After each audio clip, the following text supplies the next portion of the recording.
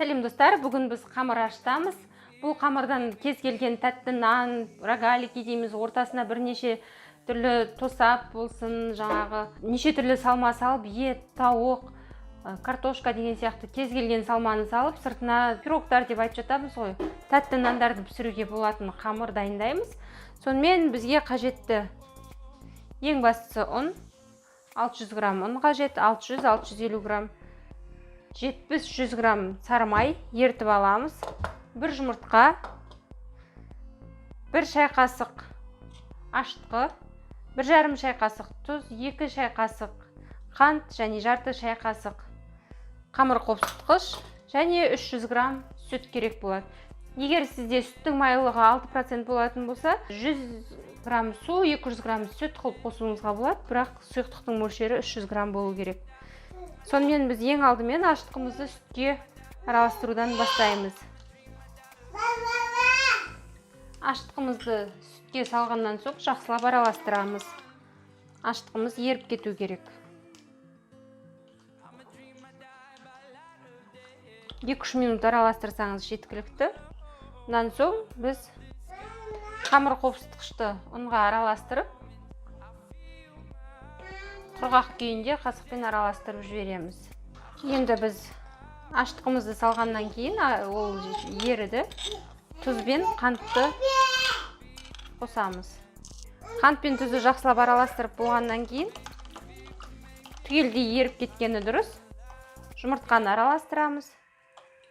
Шаншқымен араластырған өте ыңғайлы әрі тез.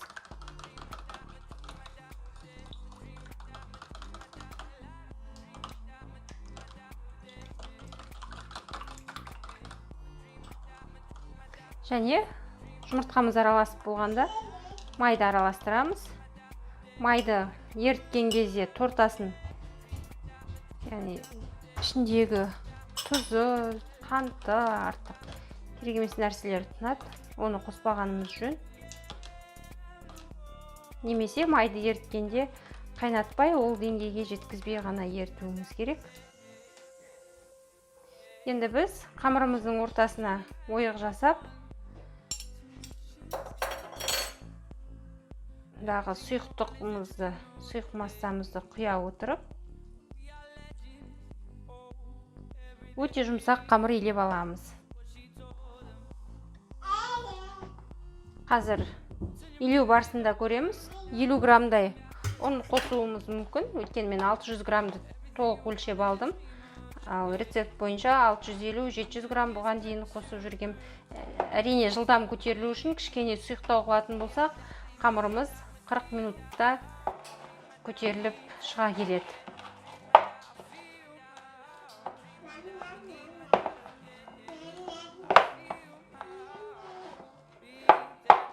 Мен оны қоспаймын.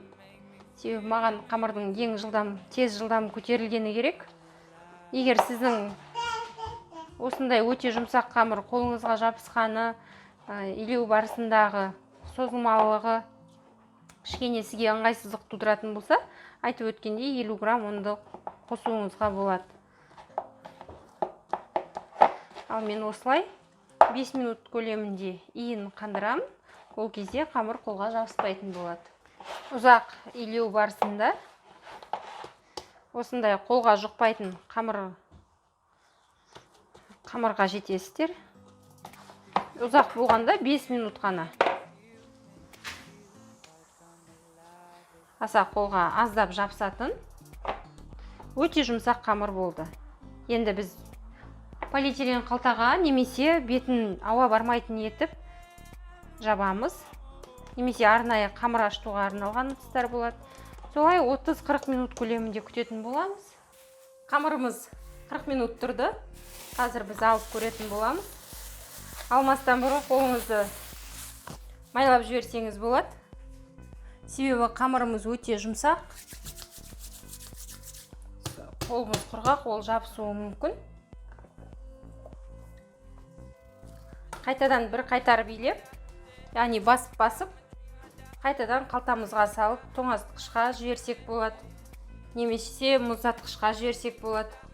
Егер 1-2 сағаттың ішінде пайдаланатын болсаңыз, 3-4 сағаттың ішінде ол кезде мұздатқышқа қоя беруге болады.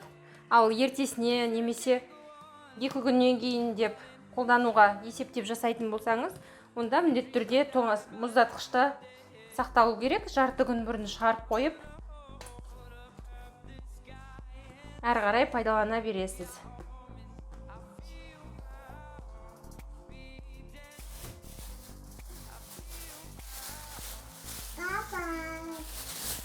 Бұған дейін айтып өткеніміздей, бұл қамырдан қалаған тәттіңізді жасауға болады. Ет қосылған пирогтар, ортасына сүзбе қосылған пирог, немесе ватрушки дейміз, булочки, небір тәтті тоқаштар, рогалики дейміз. Соның барлығын жасауға болады. Астарыңыз дәмді болсын.